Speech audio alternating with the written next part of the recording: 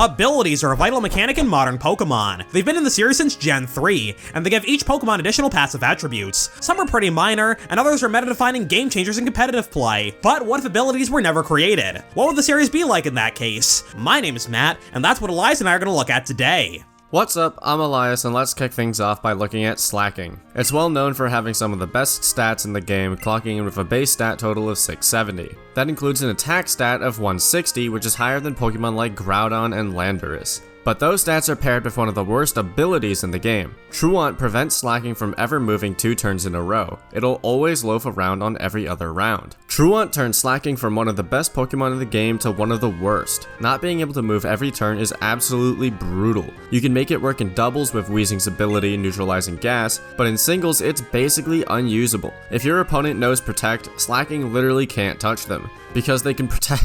Sorry. What? My brain just went dun dun dun dun dun dun dun. Can't touch. Oh my god. Incredible. If your opponent knows Protect, Slaking literally can't touch them because they can. Oh, this is a disaster. If your opponent knows Protect, Slaking literally can't touch them because they can Protect on its attacking turns, then attack on its loafing turns. If abilities didn't exist, Slaking would be wildly unbalanced. You can catch Slack off in Petalburg Woods before you have a single gym badge, and then it'll evolve into a Slaking at level 36. You'd basically have a legendary on your team halfway through the game. In fact, Truant is so bad, Slaking is on Norman's team in the Hoenn-based games. A Pokemon with literal legendary tier stats is relegated to gym duty, but its ability balances it out. So I think it's fair to say that if there were no abilities, Slaking would have much worse stats to compensate. Okay, not that much worse, but you get the idea. It'd probably be on par with a fully evolved starter Pokemon, something like that. This next bit is unrelated, but 100 is a surprisingly high speed stat, considering Slaking is described as the laziest Pokemon in the world. But maybe there's another way to demonstrate Slaking's laziness in a game without abilities. Maybe instead of fighting Slack off in the forest, there could be an NPC who gives you like a level 60 Slaking in Rustboro City or something. In Gens 1 through 8, outsider Pokemon often disobey if you don't have enough gym badges, and a select few gift Pokemon are treated as outsiders. An outsider level 60 Slaking wouldn't pay you any mind for most of the game. It can loaf around and refuse to attack, use the wrong move, take a nap, or hit itself in confusion. Disobedient Pokemon very rarely do what they're told, so this overleveled Slaking would actually be very difficult to use in battle, even if it had the same stats. A lot of people would probably just give up on it after a while. This Slaking wouldn't be fully obedient until you have at least 6 gym badges, but then it would be an absolute menace against the Elite Four. But until then, that would be one way to have a lazy Slaking in battle if Truant didn't exist. Nah, who am I kidding, that's silly. While we're talking about Gen 3 Pokemon though, I'm tempted to say Shedinja wouldn't exist at all if there were no abilities. When Nincada evolves, it sheds its exoskeleton and becomes Ninjask. But then the exoskeleton becomes its own Pokemon as well. Shedinja only has 1 HP, but it's not completely useless thanks to Wonder Guard. That makes it immune to attacks that aren't super effective. If Wonder Guard didn't exist, Shedinja would be about as effective in battle as a light breeze. It would roll over and die against nearly every attack in the game, so I doubt it would even be a Pokemon if there were no abilities, because Wonder Guard is the only reason it can do anything. Maybe it would sneak into the Hoenn Dex as a joke Pokemon, but I doubt it. Magikarp pretty much just exists for people to laugh at, but at least it has stats and it can do things. Not a lot of things, but hey. It also evolves into Gyarados, which is actually quite good. Magikarp is bad, but sorta kinda usable. Shedinja without Wonder Guard wouldn't be usable though. It would die to everything except close combat more or less, so it would either not exist or maybe just have better stats. Huge Power and Pure Power are 2 of the best abilities of all time. They double your attack stat with no drawback. Well, sort of. The abilities themselves don't have any drawbacks, but to compensate for how powerful they are, the Pokemon who get them have really low base attack stats to start out. Azumarill's base attack is 50, Diggersby's is 56, and Medicham's is 60. Mega Evolution. What's that? Medicham's base attack stat is atrocious, but Pure Power makes it absolutely incredible. If we assume Medicham has an attack boosting nature and perfect EVs and IVs, its attack stat is equivalent to base 169 thanks to Pure Power. That's just 1 point less than Black Kyurem, who has the 7th highest attack stat in the entire game. If there were no abilities, Pokemon like Medicham would probably have a higher attack stat to compensate. Medicham's base stat total of 410 is terrible for a fully evolved Pokemon, and the same goes for Diggersby's 423. Their attack doubling abilities are the main reason they're useful in battle, so if that wasn't an option, they probably have higher vanilla stats. Azumarill would probably be out of luck though. Its base stat total is also 410, but it was introduced in Gen 2. Pokemon Gold, Silver, and Crystal didn't have abilities, so Azumarill was just kinda terrible back then. Actually, I take that back. The Pokemon introduced in Gen 2 were really weak in general, which is why they've gotten so much attention in the generation since then. But with no abilities, Azumarill would have to get buffed in a different way. Maybe it would get an evolution instead of a baby form in Gen 3, or maybe it would get a stat buff later down the line. Who knows? Aegislash's signature ability Stance Change is absolutely incredible. When it made its debut in Gen 6, its shield form's defensive stats were both base 150, and its attacking stats are base 50. But when it changes to Blade form, Aegislash's defensive and offensive stats swap, so now its attacking stats are 150 instead. Thanks to Stance Change, it turns into shield form by using King Shield, and it turns into Blade form anytime it attacks. That means it's always attacking with the power of a Groudon, but it's also usually defending against hits with the higher stats as well. Being slow actually works to its advantage because it can take a hit from faster Pokemon in shield form and then switch to Blade form to attack on the same turn. Aegislash effectively has a base stat total of 720, which is the same as Arceus. No wonder this thing got banned. It was also the first Pokemon ever to get a stat nerf, but I digress. Stance Change was a huge reason for Aegislash's competitive prowess, but if it didn't have that ability, we could still make the whole Sword and Shield thing work in battle, albeit to a lesser extent. King Shield can still change Aegislash into shield form, but with no abilities, it wouldn't be able to switch back to blade form by just attacking. So if Stance Change didn't exist, maybe its shield form would just last for 2 or 3 turns after using King Shield, then it would change to blade form automatically. That way, both of its form changes would be tied to a move instead of an ability. It wouldn't be as good battle-wise, but the two forms would both be able to exist. Palafin would also have to work differently because like Aegislash, its form change is tied to its ability, Zero to Hero. At the beginning of a battle, Palafin defaults to its Zero form, which is pretty underwhelming, but if it switches out and then comes back, it'll turn into its Hero form, which has an incredible base stat total of 650. That includes a ridiculous attack stat of 1. That includes a ridiculous attack stat of 160. In fact, Palafin was so strong it got banned in competitive singles. Having to switch out to get stronger isn't a hindrance at all, especially in singles because you have to switch a lot in competitive play anyways. Palafin can also learn Flip Turn, which allows it to attack and switch out at the same time. This is another ability that we can turn into a move as well. If Palafin didn't have an ability, it could have a signature move to change forms instead. So let's call that hypothetical move Suit Up, a form that switches Palafin out while simultaneously. Oh. You were reading the next line down, weren't you? Yeah, I was. Busted! A move that switches Palafin out while simultaneously transforming it into its hero form. So it's basically a deluxe version of Flip Turn. Once again, we're taking the effects of Palafin's existing ability and tying it to a move instead. That way, it's still able to change forms, and it's effectively the same Pokemon as it is in the real games. This is unrelated, but Palafin's Zero form is just a really underwhelming design. It's identical to its pre-evolution Finizen, except Palafin has a heart on its chest. Does that mean I can get 10 times stronger by just drawing a heart on myself? Sign me up, I guess. Palafin is a cool Pokemon and all, and Finizen in Zero form looking the same does fit with its superhero motif, but I don't know, man. Its evolution animation is pretty disappointing. Alright, after this video, I will be drawing a heart on my stomach and then trying, Tom Brady a car into New England. Good luck with that. Thanks, man. Here's one other side effect of having no abilities. Without Levitate, every Pokemon in the game would have at least one weakness. Pure Electric-type Pokemon are only weak to ground, but Levitate makes that an immunity. That means Tynamo, Electric, and Electros are the only Pokemon that don't have any weaknesses. Poison Dark types also only have ground as their only weakness, but none of them have Levitate. Actually, you know what? New evolution. Drapion in a hot air balloon. You know, now that I'm reading that out, wouldn't Drapion in a hot air balloon be poison flying? Anyway, if Levitate didn't exist, there would be no vanilla Pokemon with no weaknesses, at least in the modern games. Dark Ghost types would still have none up to Gen 5 because the Fairy type hadn't been born yet. Holding an air balloon allows Electric types and Poison Dark types to not have any weaknesses, but that's a temporary solution. The balloon pops as soon as they get hit, and they get their ground weakness back. Well, your turn, nerd. Okay. With no abilities, weather conditions would probably be less common. Drizzle, Drought, Sandstream, and Snow Warning are great abilities because they set up weather automatically when you switch in. And the same goes for Primal Groudon and Kyogre's abilities, Desolate Land and Primordial Sea. There's also Sandaconda's Sand I'm Spit, just now realizing how many S words there are in the sentence, sorry. Sandaconda's Sand Spit. Which sets up I'm writing tongue twisters by accident, sorry. There's also Sandaconda's Sand Spit, which... Oh no. This is so bad. Can't touch this. There's also Sandaconda's Sand Spit, which sets up sand as well, but you have to get hit before the sand goes up. Having a weather ability means you don't have to spend a turn and a move slot setting up the weather manually. But without the weather abilities, Rain Dance, Sunny Day, Sandstorm, Hail, Snowscape, and Chilly Reception would be the only ways to set up weather, so I'd imagine we'd see these used. Oh man, I can't say anything today. I give up. I quit YouTube. Oh, sorry fellas, Elias is retired. I will be replacing him with his evil twin brother, Eli. Hey everybody, Eli here. What's up? How you doing? Here to take over. Is Eli able to read? We're about to find out. Both. Wow, thank you. Okay, Eli can't read either. Great.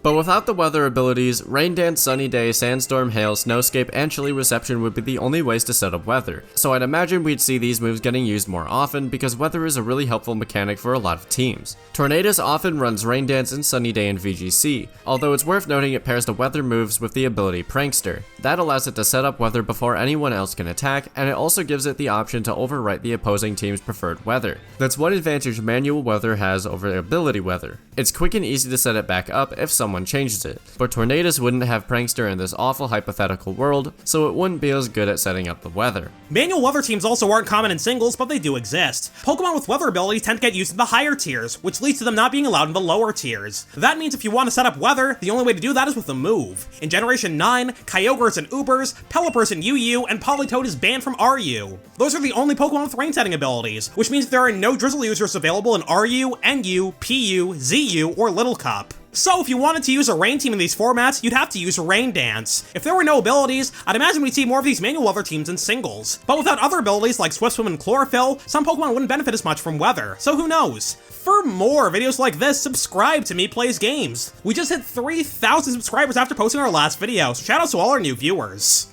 Regigigas is one of the weakest legendary Pokemon of all time. It has the stats to compete with the big boys, but its ability Slow Start holds it back immensely. For the first 5 turns Regigigas is in battle, its attack and speed stats are halved. That means, instead of having a base attack stat of 160, Regigigas' attack stat when it switches in is equivalent to base 55. That makes it weaker than Poochyena. And on top of that, Regigigas has a hard time surviving those 5 turns, especially before Gen 8 because it couldn't learn Protect or Rest till Sword and Shield, so it couldn't even wait out the slow start turns effectively. But wait, it gets worse. The slow start counter resets upon switching out, so you can't burn 2 or 3 slow start turns, switch out, and then finish the rest later. You have to do all 5 in one go. 5 turns is a pretty long time in singles, and it's an absolute eternity in doubles. So despite its stat spread, Regigigas is one of the worst legendary Pokemon of all time. So if abilities didn't exist, Regigigas would actually, feel like a legendary. A base stat total of 670 is fantastic, and it's got access to good physical coverage like Knockoff, Drain Punch, Iron Head, and Earthquake.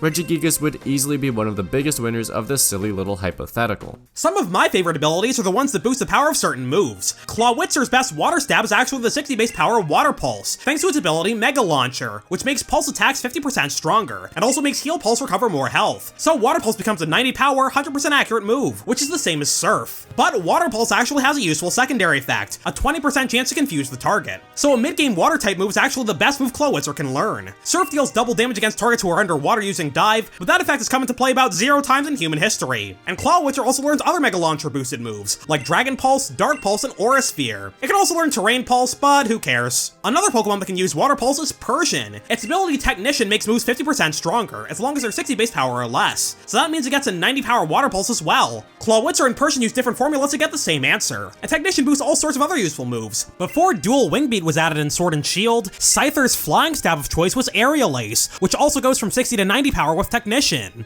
Dual Wing Beat is Technician boosted as well, since each hit is 40 power. Its evolution Scissor also uses it to boost moves like Trailblaze and Bullet Punch. Breloom uses it for Mach Punch and Bullet Seed, Mousehole uses it for Bite and Population Bomb, Crickettoon's best stab move becomes Bug Bite, the list goes on. The elemental punches aren't all that common in competitive play. 75 base power is kind of weak, so most Pokemon will pick some other coverage options. But Iron Fist...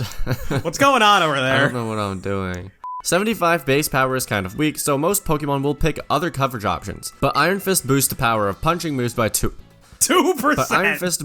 I got it. 2%! But Iron Fist boosts the power of punching moves by 20%, making them effectively 90 power. Not bad. Conkeldurr has used Thunder Punch and Ice Punch competitively at various points, and Crabominable also uses Thunder Punch for electric coverage. The combination of Ice and Electric type damage is incredible because it provides neutral coverage against the vast majority of Pokemon, so the Ice type Crabominable appreciates the souped up coverage option. Cloyster is one of the most unique sweepers in the game. Not only does it use a relatively uncommon boosting move in the form of Shell Smash, but it also mostly uses multi-hit moves. Its ability Skill Link makes them always hit the maximum number of times, which means it always gets 5 hits with Icicle Spear and Rock Blast. And I just sounded like Siri there, I feel like. Sorry, I couldn't find anything on the web for Rock Blast. Did you mean rock? Which means it always gets 5 hits with Icicle Spear and Rock Blast. They're 25 power per hit, so when a Skill Link Cloyster uses them, they're effectively 125 power, which makes them stronger than its other options. Without these abilities in the game, a bunch of Pokemon would have more standard movesets, which is a real shame. Like, sure, Ice Spinner would be perfectly usable on Cloyster, but where's the fun in that? Abilities like Skill Link and Technician give a bunch of Pokemon a reason to try unexpected moves, and that helps them stand out. Although it's worth noting that we did get Loaded Dice in Gen 9, a health item that works like a Diet Skill Link. Loaded Dice makes multi-hit moves hit more often, but it's not guaranteed to max them out.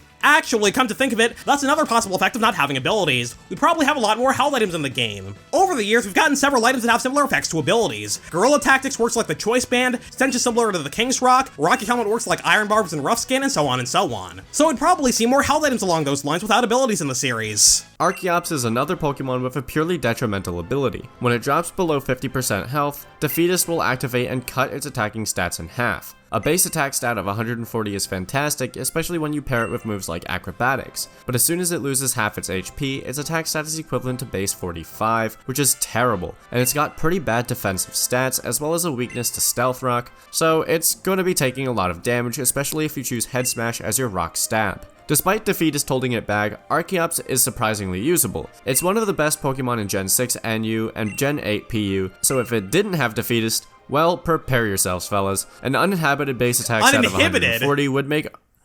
An uninhibited base... What did I say? Uninhabited. Oh, well, same thing, right? An uninhibited base attack stat of 140 would make Archeops a force to be reckoned with, especially with its solid 110 speed. I mean, I guess that is also true. Nobody lives within Archeops' base 140 attack stat. Yeah, see, I was right this entire time. That's what I'm saying. Shadow Tag is one of the best abilities in the game. Switching is a key aspect of battling, especially in competitive play. But Arena Trap and Shadow Tag trap the opposing Pokemon, preventing them from switching out. In fact, these abilities are so good, they turn one Pokemon from worthless to terrifying single-handedly. Wobbuffet was introduced in Gen 2, and was pretty much unusable against human players. Abilities didn't exist, so Wobbuffet can't trap its opponents. It also couldn't learn any standard attacking moves. It can deal damage with Counter and Mirror Coat, but it has to be attacked first for those moves to work. It can also knock out its opponent with Destiny Bond, but once again, that only works if Wobbuffet's opponent actually hits it. And you know, you also lose your Wobbuffet. So if you want to beat a Wobbuffet, the safest way to do that is by not fighting it. By just switching between two Pokemon over and over and over, Wobbuffet literally can't do anything to you. It'll have no choice but to struggle itself to death, and its attack stat sucks, so it's not winning any battles that way. Shadow Tag was introduced in Gen 3, and that completely turned the tides. Now you would have to attack Wobbuffet eventually because you can't switch out. Shadow Tag also completely broke the game, so check out Matt's full video on the topic to find out how, link in the description. Anyway, if abilities didn't exist, Wobbuffet would still be completely unusable to this day. Shadow Tag eliminated its biggest Achilles heel, but without that ability, there's literally nothing it can do if the opposing team has more than one Pokemon left. We can see that in action in modern competitive play as well. Shadow Tag is banned in many singles formats, forcing Wobbuffet to use its other ability, Telepathy. What does that do? Who the hell knows, man? The only important thing is not having Shadow Tag makes it one of the worst Pokemon in the game.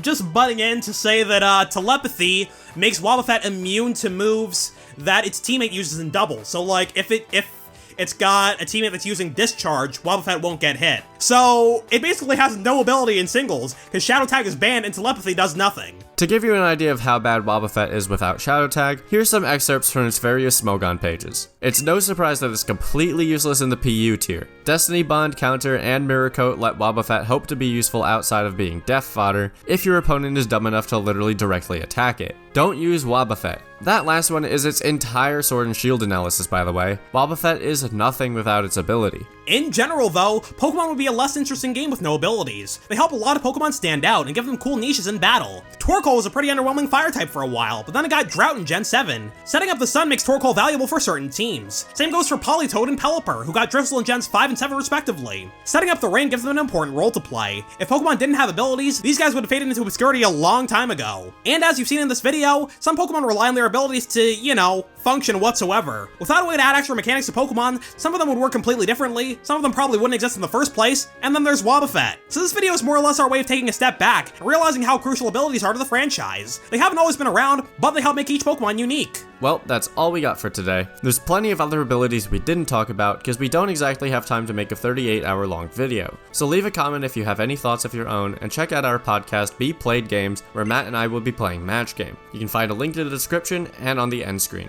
We'll see you all next time. Good night, fellas. Sleep well.